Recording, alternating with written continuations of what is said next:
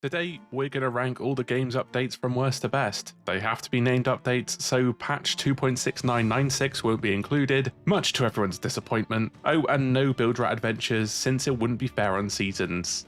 Fate of the Damned made me quit Sea of Thieves for the second time, a disappointing fetch quest that changed weekly, resulting in yet another fight with Greymarrow, poor earnable cosmetics, and a bloated pirate emporium really marked the downturn of content for the monthly updates. Rare was just stalling for seasons, so I get it. Still, this is the worst update they ever released since it added nothing of note. Oh, and all of the content was removed at the end, so it was just really a flashy event. Never again, please. Festival of Giving 2020 was much the same as Fate of the Damned. It was the final monthly update in 2020 and was just a slightly bigger update than the Festival of Giving in 2019. It was a combination of various events like Grogmanay and the 12 Deeds of Giving, some OK cosmetics, and the Pirate Emporium. The cannon flares were a nice addition, but only get updated in the form of microtransactions at this point, so you can see why I don't like it. Black Powder Stashes was the valley of the Sea of Thieves content. It came off the back of the anniversary update, it dropped a couple of mercenary voyages, and just disappeared. The cosmetics were cool, but that's not enough. Can you guess what comes after Black Powder Stashes? Dark Relics came directly after Black Powder Stashes with the same Order of Souls quests we've been doing since launch, but it introduced the Reaper's chests, which were a great addition at the time. Strange things started going on at the Reaper's hideout. Well, it wasn't the hideout then, but yeah, that was exciting at least. So did you guess it? The hat trick of voyages, for me, was the lowest point in Sea of Thieves' life. Well, maybe until a bit later. Once again, it was more mercenary voyages, the same cosmetics, and a little build up to the Seabound Soul. Other than that, this was nothing to write home about. On the other hand, we did get the storage crate, which is a legendary piece of content, offset by the introduction of the Pirate Emporium. We could have gone lower if the vibes were worse. But yeah, I thought after Anniversary, these updates were putting Sea of Thieves in maintenance mode. Thank fuck, that wasn't the case. While Lost Treasures was probably one of the first quality of life updates, it doesn't save it from being near the bottom. Part of this wasn't the content, but all the events they added that they just removed. All of them were axed aside from Gold Rush, everything else was scrapped. Yeah, Tall Tale checkpoints were awesome, quest inventories are fine, and the gold shop was good for once. But overall, I can't say that update was up there. Season 10 had so much potential, but was scarpered by the poor build-up, insane wait time, and poor selection of features. Not only did we have to wait 7 months for it, the content just wasn't worth it. Guilds, while good on paper, was just big captaincy, and it alienates everyone who doesn't have 23 friends, or friends of friends, no lighting the game. Even the cosmetic rewards were underwhelming, at least the roleplay aspect was there. Skull of Siren Song was awesome for a few days, then everyone got the cosmetics, couldn't be asked with it, and the gold reward wasn't enough to entice people to carry on using it. Safer Seas was requested by absolutely no one. Being the halfway house that takes up server space, the PvP fans don't care for it, the PvP detractors wanted a full experience with no PvP, and here we are, Sea of Thieves 0, or C if you want. For a super season, it wasn't super and just wound people up more. Cruise of Rage added the most annoying chest in existence, with mercenary voyages, and just continued the tomes that started in Seabound Soul. It was a mini prequel to Heart of Fire and just could have been rolled into that update. Overall, not a great one. Legends of the Sea was a filler monthly update. It added a bunch of in-game Easter eggs, with community members being honoured in it. Some were deserving, some were not. It just involved sailing to locations and pressing X. The cosmetics were good. I can say it was saved from being lower than Season 10, since it wasn't hyped up to be something that it wasn't. Now, I have a little shout out here for something Sea of Thieves related. Legendary figure manufacturer Thirst for Figures has launched a new line of collectibles known as Figgies. These are compact pixel art figures from various franchises including Sea of Thieves. Wave 1 has the Gold Hoarder, Captain Briggsy, and the King, Captain Flameheart. Each figure comes with a reversible metal background allowing you to display them on your desk or on fridges, lockers, and walls with the two-way magnetic mount. There's even hidden chase variant backgrounds where you have a chance to get a bronze, silver, or gold background in your order. They're $14.99 each, so the value is huge. And if you use my code AShinyRay, you get 5% off any order over $50. This gets you a discount on some Sea of Thieves merch and it helps me out massively. There's also some awesome Banjo-Kazooie and Yu-Gi-Oh ones too, as some of my personal picks. Season 14 is a good season. It just rolled out really poorly, the bugs were real, but overall, there were some great additions. As a staunch harpoon gun hater before, I fucking love it now. So this is my formal apology, and I was wrong. Traps, disguises, blow darts, all were really great. Crouching and ship hanging, not so good. Season 14 would be much nearer the top if it wasn't for the massive bugs and last minute cut content, but it was nice to have something new each month. Overall, could be worse, could be better. Season 15 is the story storage crate season. The ability to deposit and withdraw supplies with the press of a button was amazing. Everything else I couldn't care less about. Sitting, sleeping, fireworks, it's all a bit pointless, and I don't think we should be adding pointless features in place of things people actually want. The accessibility stuff is always amazing, like the rats being a tell for anyone who is deaf or hard of hearing, I will say that. Season 9 would have been top tier if it wasn't for the massive length of time it took to finish. Sounds like someone I know.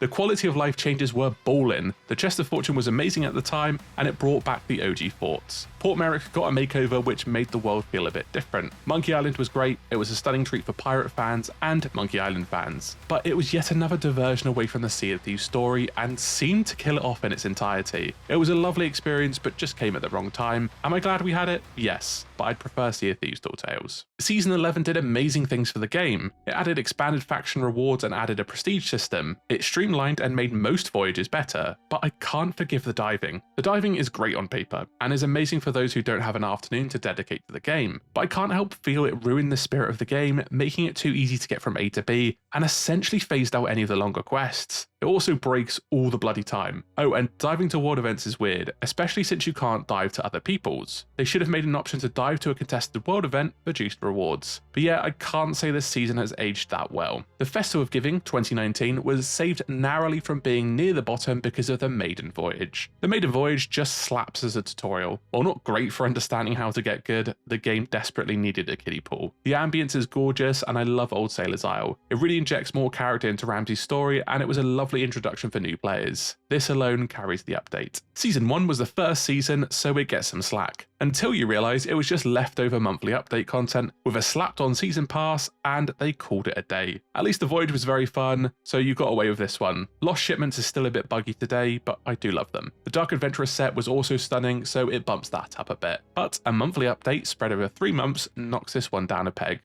Season 2 was a last-minute fort reskin, albeit one that revitalized skeleton forts with the Fort of Fortune. The merchant shipments were great until they got nerfed into the ground. Commodity trading added a level of complexity that just wasn't capitalized on before. The whole idea was to have the Reapers hunt the merchant trade routes, since they were a fixed route, but you had to make it worth the merchant's time. I would be remiss if I didn't mention the new ledger rewards after a year, and the iconic Dark Warsmith. As much as I'm an Emporium hater, this dude is chill, he can stay. There's a reason he's the most popular skin. Oh, my beloved captaincy update. I begged, I pleaded, and shitted for years over this. It came out, it was great aside from having some missing customization sections, and I loved it. Now it's been left to rot, with the occasional trinket here and there, but is mostly used as a vehicle to sell Pirate Emporium crests, and now furniture. I loved this update, the adventures in it were awesome, with Herald of the Flame and Return of the Damned being hype moments, but yeah, it hasn't aged well. Not to mention, many features are buggy as shit to this day. I liked Season 12, the double barrel pistol sucks, but it's okay. Throwing knives are amazing, the harpoon is even cooler, the Horn of Fair Winds is stupidly good, zip lines are okay, bone callers slap, and the scatter shot exists. Oh, and this marked the release of PS5, which was great for the health of the game. I liked Season 12 a lot, we just needed something to use these new tools with, not just the same stuff we've been doing for 6 years. Coming off the back of one of the greatest updates ever is tough, but Season 4 pulled this off. It's a map expansion in every sense of the word. Instead of being outwards, they expanded downwards. The Sunken Kingdom is a treat to explore. The treasuries are somewhat rewarding for their time investment too. With that being said, it just doesn't have any replayability. Once you've done all the commendations, why ever go again? It needed its own faction based on the Merfolk, and I will still die on that hill. If you couldn't do all the content in a couple of days, it should have been higher. Vaults of the Ancients added one of the best voyages in the game in the Golden Wayfinder voyage. The length is perfect with a big load of gold at the end. Sounds like someone I know. Reusing the vaults from the Tall Tales was a stupendous use of previous content, and I still love doing the puzzles and gold grab years later. There's not much else to say about Vaults of the Ancients, but it was a solid update all round. It also has one of the coolest chest designs ever. And no, I'm not talking about Belle. Forsaken Shores was the largest map expansion we've had. It brought forth the Devil's Roar and made a huge impact on the game. While Year 1 was an amazing feat for the game as a whole, the Devil's Roar hasn't aged all that well, being left mostly to rot with no major changes to revitalize it. While it did also introduce some of the key players in the story, the actual story campaign itself wasn't all that good. It focused too much on just exploring the Roar itself, with the story coming later down the line. Rowboats and cargo runs also came off the back of Forsaken Shores, which is a huge boon. Well, the rowboats anyway. The cargo runs runs are pretty much dead now. Bet you're surprised to see another year 1 update this low. I really love Cursed Sails since the skeleton ship fleets are probably the best world event. The campaign was so cool too, it set up the eventual return of Flameheart only 6 years later. Having to go to separate locations based on real life times was equal parts annoying as it was immersive. We also had to wait to use the Cursed Cannonballs a few weeks later. Nonetheless, Cursed Sails was a special time all around. Season 15 was actually a blast. I have to say, spreading the content out was a really good idea. I know the bugs came back towards the final update, but I think Season 15 was a strong showing. 2 actual challenging megs, a new tool, new meg hunting voyages, and wildlife updates, along with making fishing not total arse. I think Season 15 will age very well and is definitely one of the better updates. Ashen Winds was great when it came out and remains one of the strongest monthly updates. The Ashen Lords were a much needed evolution of the Skeleton Lords and represented a tanky boss fight. The new attacks spruced up PvE nicely. Not to mention we had a flamethrower tool added for defeating them. The cosmetics were great and the aura flowed nicely with Flameheart's escalating assault on the Sea of Thieves. I mean, straight afterwards he did just stop randomly for 2 years, but it's not like I'm counting or anything.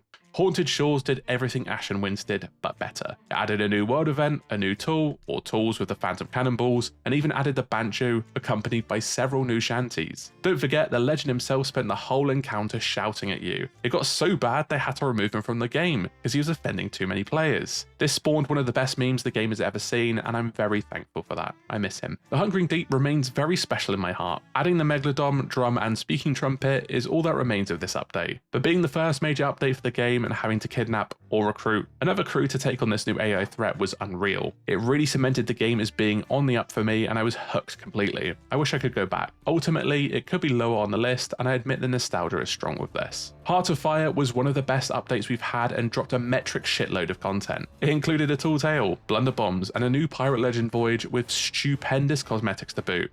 Heart of Fire features the coolest or hottest trap gauntlet in the game and escalated the story nicely, despite the cliffhanger ending. The Athena run of Thieves Haven was a longer and riskier voyage for Pirate Legends, which spawned so much PvP during the following weeks. Unfortunately, being removed in Season 11, the Blunderbomb sits solidly in the meta to this day and is one of the best tools added to the game. All of that for a monthly update, sheesh. Shrouded Spoils was the Operation Health for Sea of Thieves. It added much needed changes to the Kraken, Megs, and the Skull Forts, with the addition of the fog and the ability to customize ship cannons, capstans, and wheels. The Mega or Stronghold Keg was added, dropping a tactical nuke on the Sea of Thieves. Krakens and Megs dropped loot, and the Meg got 4 more variants that you could encounter, including the mythical Shrouded Ghost, yet another mega meme for the game. Shrouded Spoils is only dethroned by one other Year 1 update. Guess what that one is? Fort of the Damned took their regular Skull Fort, jacked up the loot, and made it on demand. It has become a bit tired thanks to the Chest of Fortune, but servers with the Fort of the Damned are always popping. It still has the element of FOMO to it. It's not so much fun doing the PvE skeleton waves, but having to constantly scan the horizon while stacking is an unbelievable feeling. While fatigue has set in for veterans, there's still often multi-ship battles happening over this beast to this day. Oh, and this was a monthly update, not a whole season. Looking at you, Season 2. Season 13 saw Flameheart returns to his physical form, something that took 6 years from start to finish. While his actual presence in the story has diminished, the additions of the Burning Blade world event and the skeleton camps were legendary. I will acknowledge the blade has died a bit of a death, mainly because it requires people to fight you to be actually fun, and hasn't been updated since last year. Controlling the ship with your AI skellies is so much fun. Rare nailed the feeling of an unstoppable man of war and added a missile launcher to the front. What else could you want? Oh, maybe to use it in other world events, but I digress. The skeleton camps have 2 different gameplay paths depending if you're on the blade or not, just making them a little bit more diverse. They look stunning as well. The cosmetics were the best we've had in the season, cementing the whole thing together. I'll die on this hill, I'm a Season 13 stan. Season 8 will be a controversial pick. It really was one of the biggest hype moments in the game. Off the back of Return of the Damned, players got a huge reveal of a new faction-based 1v1 ship battle system. It was a blast up until the cheaters ruined it and the curses felt like genuine rewards for the struggle of PvP. I know Hourglass certainly humbled me as an adventure player and it still does to this day. The mode has been treading water outside of some of the skeleton cosmetic additions and it needs a big update in the future. The hideouts, particularly the Reapers, were amazing additions. Locking these areas behind redefined the progression of Hourglass and made them that bit more special. I know this is controversial, but this was a fantastic time to be a Sea of Thieves player. Nothing will beat the hype of Season 8, maybe the hype of one other update. Ships of Fortune is one of the most important updates the game has ever had. It was the first time that faction levels were expanded, along with introducing the emissary system, something that is so fundamental to the progression and cat and mouse gameplay of Sea of Thieves. Ships of Fortune is one of the key Sea of Thieves updates that is still used every day by most players. Not to mention it added the Reaper's Bones and Hideout, spawning maybe the most iconic faction in the game, and yet another meme in infamous Reaper runners. Seabound Soul revived the game for me properly. I was so hyped to experience the best Tall Tale to date after taking a short break from the game. Introducing Flameheart, who was teased way back at launch with the Tales from the Sea of Thieves novel, was so hype. Seabound Soul is caked in atmosphere, featuring the coolest shanty in the game, and it's building up to that final reveal. Just icing on the cake. Pendragon was also introduced as a beloved character. Maybe not that beloved because he got BTFO'd in Return of the Damned, but we'll just skip over that. Oh, and Fire was introduced, a whole mechanic that had been adapted and reused in several subsequent updates. Seabound Soul is stellar and maybe a bit high on the list, but yeah, it's my list. Make your own one if you want. Season 3 featured the most hype moment in all of Sea of Thieves and was probably the most popular period for that game. The build up to a pirate's life reveal and having no idea it was coming was insane. Along with the slight teasing, it was all just unreal. A Pirate's Life was a fantastic experience and did an incredible amount for the game. The story was a love letter to both universes and is the coolest crossover I can think of. Even if it's not relevant as much nowadays, it deserves its spot in the top 3. Season 6 was the best season we had and one of the best updates of all time. It really had so much going for it. We had the start of Adventures around this time, with the Flameheart story continuing after around 18 months. Then Rare dropped the Sea Forts at the start of the season, which were both visually stunning and a treat to play. I still love them to this day. Then halfway through the season, they dropped the best voyage in the game with Legend of the Veil and the Shrouded Deep Adventure on the same day. Pyro Legends also got a bump up to level 30 with some stunning cosmetics to boot. Then we had Lost Sands 4 weeks later, being a monumental time for the Sea of Thieves community. It's the most I've seen the community engaged, ever. Season 6 deserves a top spot for meaty content coming at exactly the right time, with banger adventures to follow.